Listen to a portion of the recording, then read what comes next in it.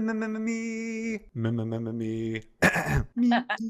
Jonathan, what are you doing? Shan, I'm doing my vocal warm-ups. I'm a very musical person. I think I'm going to need you to leave that to the professionals. Oh yeah, and who would that be? Well, we actually have a professional symphony orchestra right here in Cookeville, the Bryan Symphony Orchestra to be exact. And we're going to be talking with the president of their board, Sydney Sansom.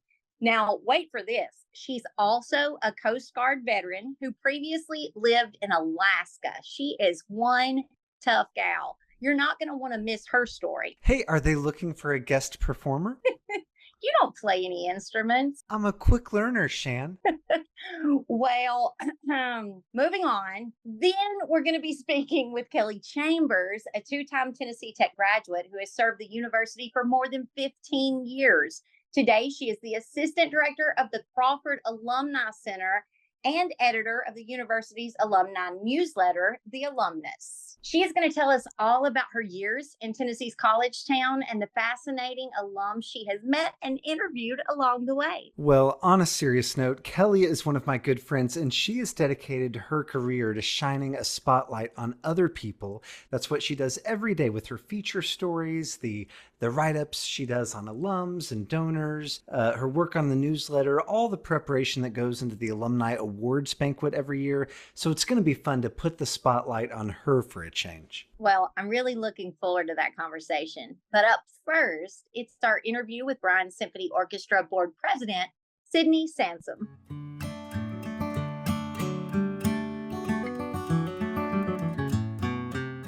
Welcome back to College Town Talk. Today's guest is the first woman to lead a Coast Guard mission to Antarctica, but these days she's traded the Arctic for the symphonic, as she now serves as president of the board of the Bryan Symphony Orchestra, the Upper Cumberland's professional symphony in partnership with the Tennessee Tech School of Music, which is now celebrating its 61st season.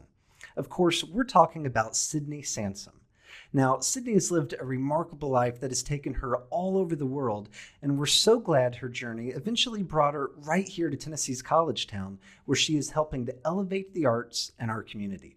Sydney, welcome to College Town Talk. Thank you. I am so excited to be on. Well, Sydney, we really want to talk today about the Bryan Symphony Orchestra, or the BSO as we often call it, which of course is our professional symphony that we're so lucky to have right here in Cookeville. But first, we've got to talk a little bit about you.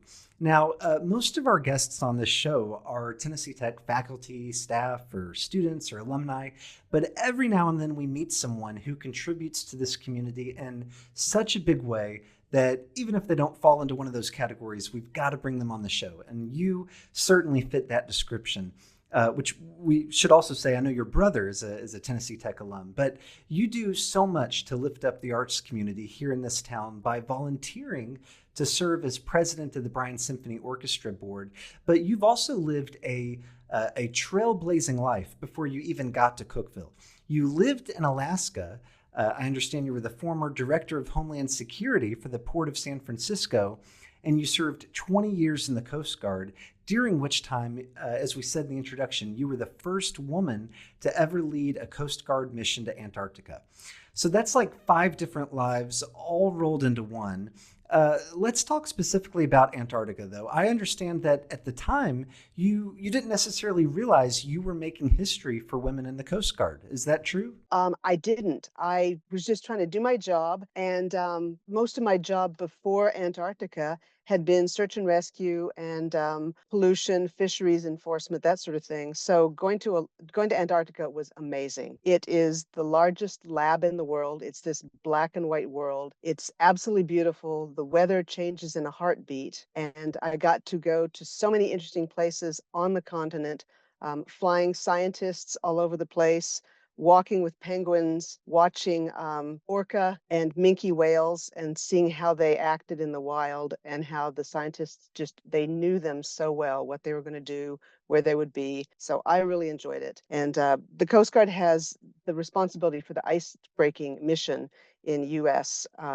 Waters. So Antarctica and Alaska's getting bigger, but I thoroughly enjoyed my time. Wow, I I just can't imagine. I mean, I know for people that have gone seriously to those Arctic regions, they always say how beautiful it is, but the life there is so very different. I can't imagine that transition. What was that like for you? In some ways, I felt sort of guilty because I went down on an icebreaker that had all the modern conveniences, and the heroic age, the explorers had gone down in sailing ships and they braved the weather. They didn't always know where they were going. When I was on at McMurdo Station on the continent, we had hot and cold running water. And again, I felt guilty about that. I did get to spend the night in a tent that the explorers would use, and so that was fascinating. They called it Happy Camper School, but it was really survival training. So I decided that's how I wanted to spend my night. So I got a good feel. But then in the morning, we were back to modern life and communications and navigation and all that we have nowadays. Hey, that's okay. You are one tough woman. That's all I can say.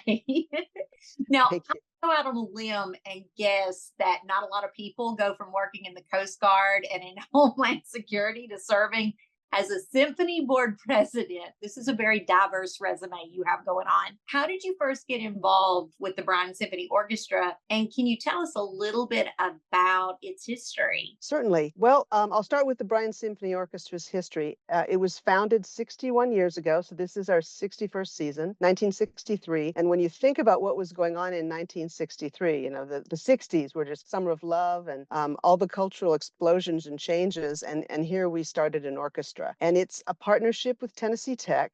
It's been a great partnership, especially during COVID, because the musicians were supported with the university, because a large number of the musicians are faculty and students can apply and be selected to play in the orchestra. So it's a great partnership. And I heard about it when actually before I moved here, because I had been doing some research and loved the idea of a small town with a symphony. Sydney, I just want to pick up and go a little deeper on what you were saying. 61 years.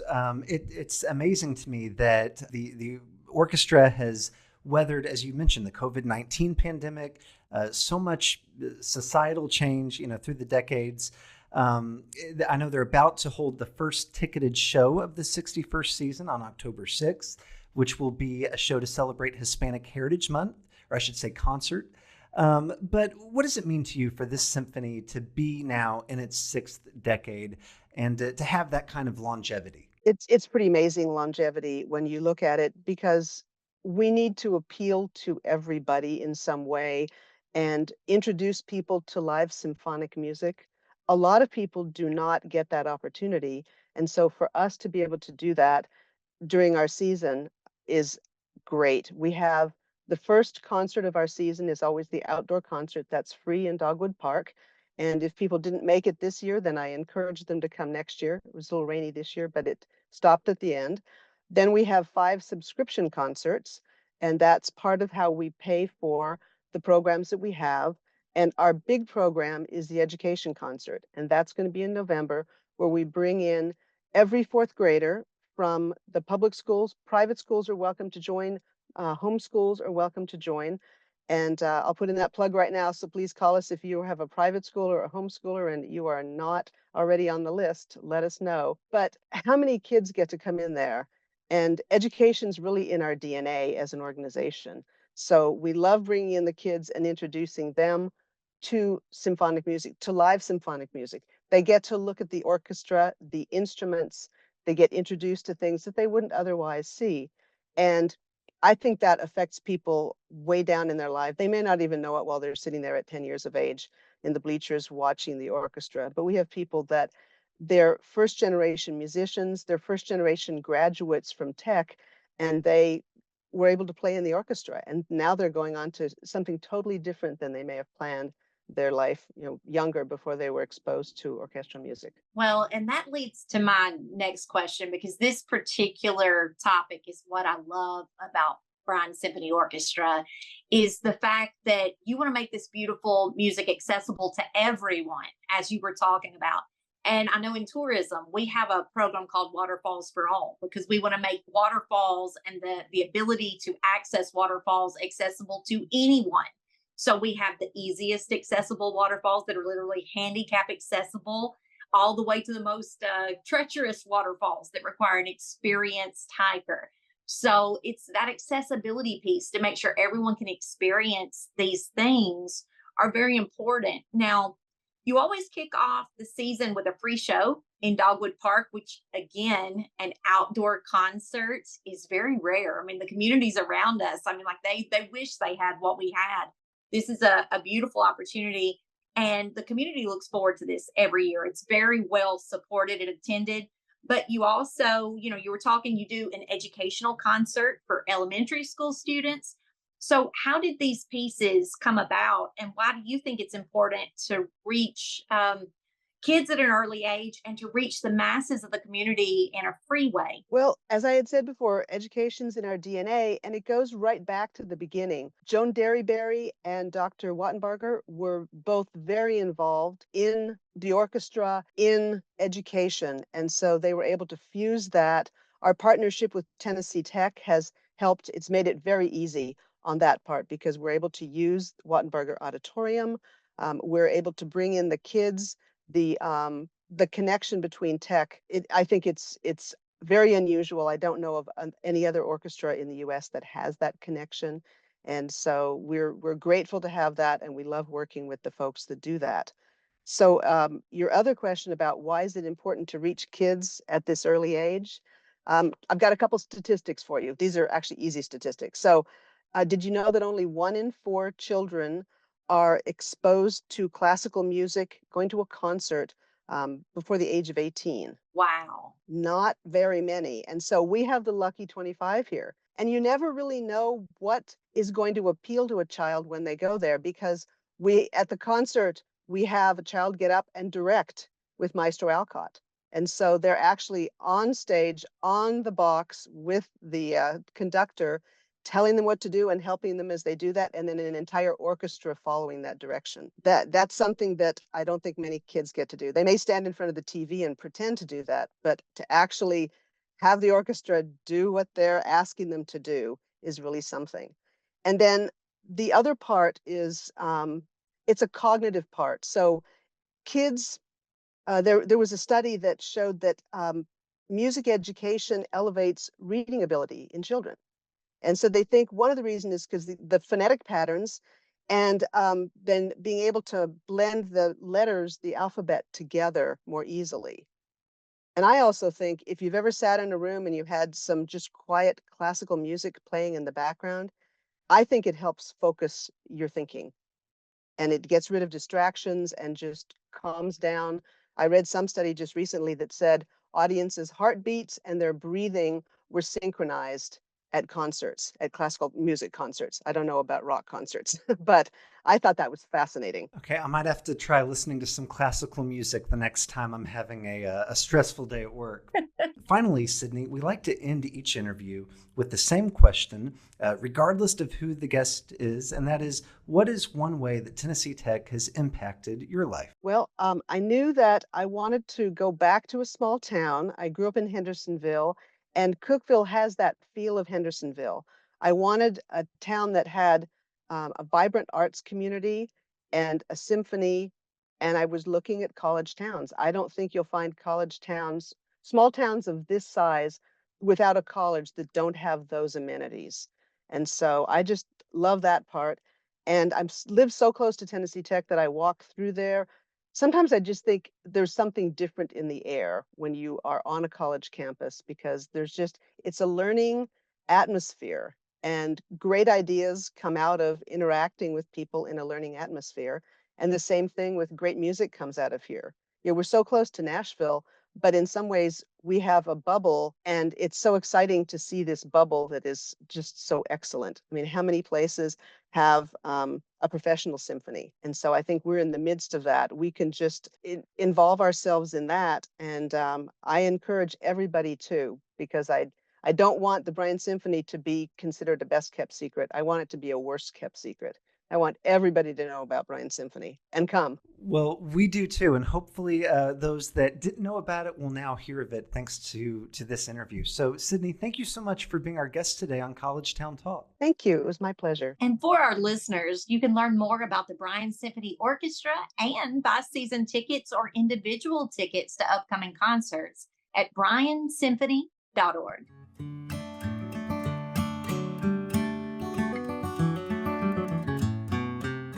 Welcome back to College Town Talk. Our next guest has been part of the Tennessee Tech community for nearly 25 years, dating back to her first days as a freshman on campus in 2001. She went on to earn 2 Tennessee Tech degrees and has served our campus as a Tech staff member for more than 17 years, including as an adjunct English instructor, scholarship manager, and through her current role as assistant director of the university's Crawford Alumni Center, where she also serves as editor of the university's monthly alumni newsletter, The Alumnus. Of course, we're talking about my friend Kelly Chambers. Kelly, welcome to College Town Talk. Thank you. I listen to your podcast all the time, so it's exciting and a little nerve-wracking to be on the other side. Well, we're happy to have you. I want to start by going back to 2001 when you first arrived on campus as a student, before you ever worked here. What made you choose Tennessee Tech, and did you think you'd be here all these years later? I definitely did not think I would be here all these years later, but tech was a big part of my life growing up, so I guess it's not really surprising. I'm from Cookeville, so tech was always right here in my hometown, and I would come to the campus a lot as a kid. I'd come to the homecoming parade and the homecoming game. I remember doing projects in high school on campus. I remember using the library here, for some research papers in high school. And I remember doing a biology project where we had to find leaves from different trees. And so I remember walking through the quad to do that. So tech was just always part of my life growing up. So when it was time to go to college, it just made sense. And I actually enrolled at Tech as an undecided general curriculum major. I didn't know what I wanted to major in, and decided I would take some business classes and see if that, was the right fit. And it's really funny looking back now because I've always liked to write. I've always loved my English classes. If you had asked anyone what I would be when I grew up, they would have said, a writer or working in the communications field. But for whatever reason, when I enrolled at Tech, I thought, oh, that's not practical. I need to major in something practical. So I thought I would take business classes, and I did not enjoy business as a major at all. I think I dropped accounting after one day, which for people who know me, that would not be surprising because they definitely know that I like words more than numbers. But I immediately went and changed my major to journalism. Never looked back, loved my journalism classes, loved my journalism professors, loved working on the Oracle. That was such a fun experience to write for the student newspaper. Gave me a lot of confidence that was, what I was supposed to be doing, and really enjoyed it. And so I think it's a good lesson to follow your instincts. That I always wanted to be a writer, but thought I should major in something else. And so I think, people worry about picking the right major and, what that will mean for a career. But I think major in what you love and the rest will follow. A degree from Tech opens up so many career possibilities. And so that's kind of what it did for me. Well, I think that's such good advice. And obviously, your journalism degree has served you really well because as assistant director of the Alumni Center, you are a prolific writer for the university. We publish a lot of your stories in OCM, and that's Office of Communications and Marketing for our listeners. And you've written some really beautiful features on prominent alums and university supporters. I'm thinking, for example, of the story you did on a Tech alumnus over in Knoxville who recently turned 100 years old, and you interviewed him and wrote a great, just really tribute to his life and his years at Tech. When alumni have passed away, you often will write a story about their impact on campus, and it becomes, I'm sure, such a wonderful keepsake for their family and friends. What are some of your favorite or most memorable Golden Eagles that you've written about over the years for the university? There are so many. Definitely the alum you mentioned who turned 100 years old, Jim Beams. That one definitely stands out as a favorite. He actually did groundbreaking work on TVA's first nuclear power plant. His name is in some of the original TVA manuals. So he was a big deal at TVA. And that one, actually, his nephew had reached out to me and just mentioned that his uncle was turning 100 and shared some information about his uncle. And I thought, there's a story here. And so I asked the family if I could interview Mr. Beams, and they were so gracious and so enthusiastic. And so we set up a Zoom call, and I think there were 8 members of the family on the call because they lived in different places. And so it was like a family reunion. And then I was there too. But they shared stories about him. And it was just, really, really rewarding to be a part of that. And then some other people that I've had the chance to interview throughout the years that stand out. Lark Mason, who was the auction house CEO, who was responsible for managing Anthony Bourdain's estate. I'm a huge Anthony Bourdain fan. I've read all of his books and seen all of his TV shows. And so interviewing Lark Mason, who handled his estate, that was really interesting for me. Chris Fletcher, who is the master distiller for Jack Daniels.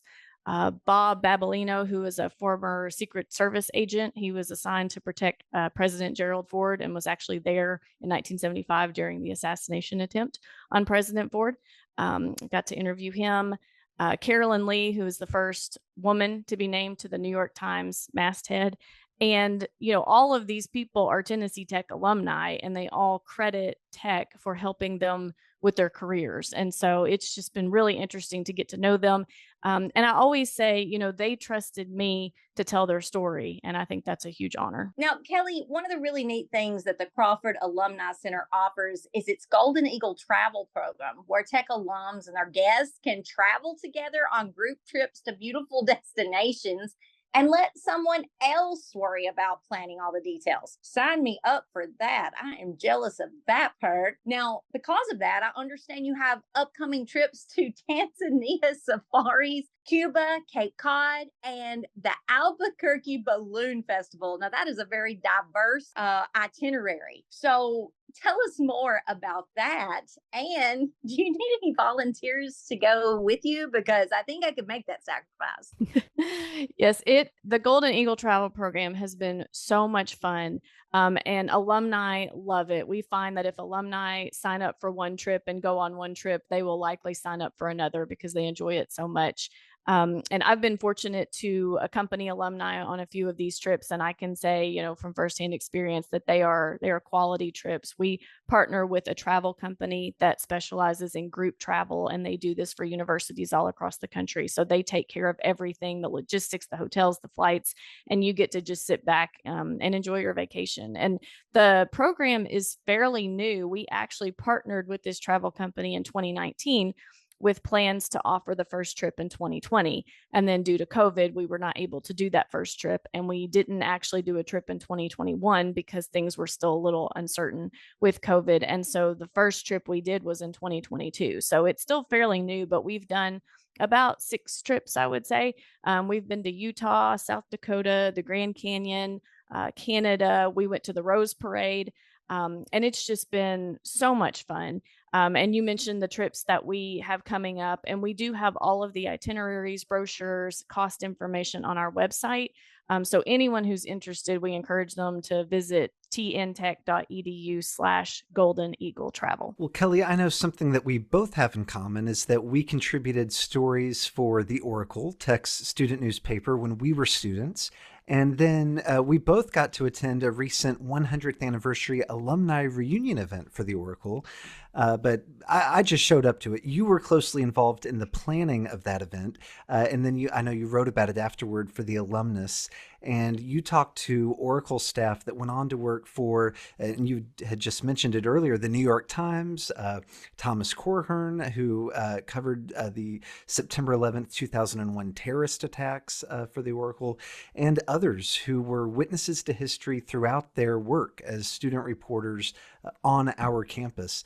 What was the most rewarding part to you about planning that event and then getting to tell some of those stories? Well, we had alumni from every decade from the 1950s to the 2020s attend that event. So we had alumni spanning 70 years, which to have that many people from different decades in a room was just really, really unique and really fun. And just hearing their stories, they would share how the paper has changed throughout the years, how the technology has changed, how we've gone from the old manual paste up method to designing the newspaper on a computer. And so hearing their stories, and then I met, an alum who worked on the first color edition of the Oracle. I met alumni, like you mentioned, who worked on the 9/11 edition, the one that was printed right after 9/11. I spoke with alumni who worked on the paper that went to print the day that John F. Kennedy was assassinated, and what they had to do that day to get that paper to print and get that story in the paper.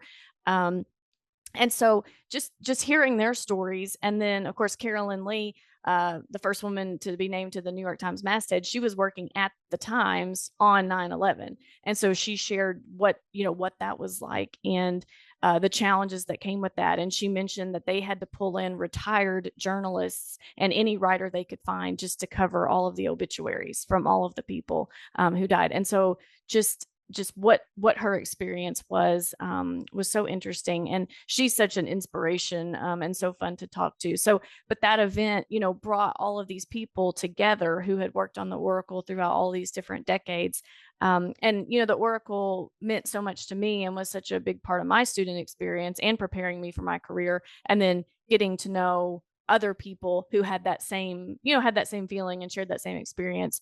That was probably my favorite event that we've done. And then we did a follow-up publication after the event, a special edition of the newsletter, the Alumnus, where we profiled several people who worked on the Oracle and talked about what they've gone on to do now. And that's probably my favorite project that I've ever worked on. So it was very much personal and professional in that I worked on the Oracle. I was a journalism major here. And then in the work I do now, working with alumni, and it kind of just brought all that together. Well, in addition to the alumnus, I know there's so much that the Crawford Alumni Center does, and we usually do 5 questions in our interviews, but I want to sneak in one extra question here, because I realize there may be listeners who don't necessarily know about the Crawford Alumni Center and ways that they can engage with you and your team. So for a tech graduate who may be hearing this conversation today, what would you want them to know about the, we call it the CAC, the Crawford Alumni Center? Yeah, I definitely would recommend that alumni follow us on social media. I know everyone, hears that, but social media really is how we communicate a lot of information. We're on Facebook, Instagram, and LinkedIn. So follow us at TN Tech Alumni. On LinkedIn, it's Tennessee Tech Alumni Association. But it's really a great way to see what we're doing, but it's also a great way to connect with fellow alumni. A lot of times on Facebook, we'll post a question like, who is your favorite professor? Or we'll post an old picture of campus, maybe the old library or something like that. And alumni will just start commenting and sharing their stories. And then they'll start commenting on each other's comments and offering their memories. And so it connects alumni through social media. And so while we always want alumni to attend an event in person, you really can connect with fellow alumni from the comfort of your own home if you want to. So we definitely recommend following us on social media. We recommend reading the Alumnus newsletter that you mentioned earlier. That's a monthly e-newsletter.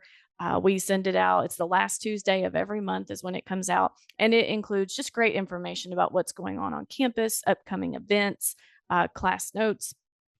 And so read that and read the other emails we send. I know people receive so many emails these days, but it really is the best way to see what's going on campus. And we do alumni events out in the community. So we go to different places throughout the country and host events. And so we always list those on our website. We always put those in the newsletter, and we always send out emails about those. So definitely social media, email, visit our website, tntech.edu/alumni. And come to an event, an event in your area or an event on campus. Homecoming is November 2nd. So we always encourage alumni to come back for that. We always have a parade watch party in the varsity building. We have free breakfast. We pass out free t-shirts. And so it's just a really fun time, and everyone is welcome. And so we encourage alumni and friends to come to that. Finally, Kelly, we like to end each interview with the same question. What is one way that Tennessee Tech has impacted your life? It's hard to pick just one way. I mean, Tech gave me 2 degrees and a career. But aside from that, I would say the friendships. My college roommate is still my very best friend to this day. Some of my closest friends are coworkers that I've met working here at Tech, who I never would have met if we hadn't, ended up in the same office. And so I think it's the people and the relationships, and that's something that I hear from alumni, is that they, whether they're in their 50s, 60s, 70s, 80s, they are still friends with the people that they met at Tech. They talk about how they met their spouse at Tech or their best friend at Tech. We've seen former dorm mates, people like 20 people who all lived in the same dorm, and they're still friends 20 years later, 30 years later. So we hear those stories all the time, and that's really the same for me. It's the friendships, it's the relationships. And so I would say that's probably the biggest impact it's had on me. Well, Kelly, thank you so much for being our guest today on College Town Talk. Thank you.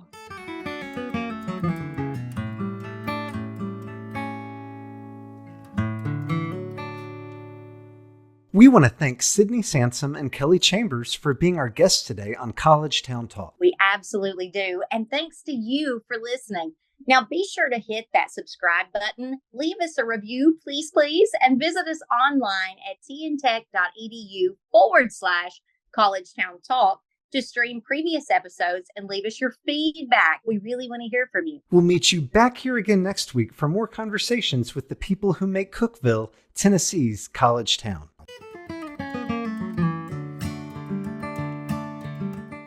College Town Talk is presented by Tennessee Tech University in partnership with the Cookeville-Putnam County Visitors Bureau. Your hosts are Jonathan Frank and Shan Stout, and original music is performed by Andrew Buckner. Visit us online at tntech.edu/College Town Talk.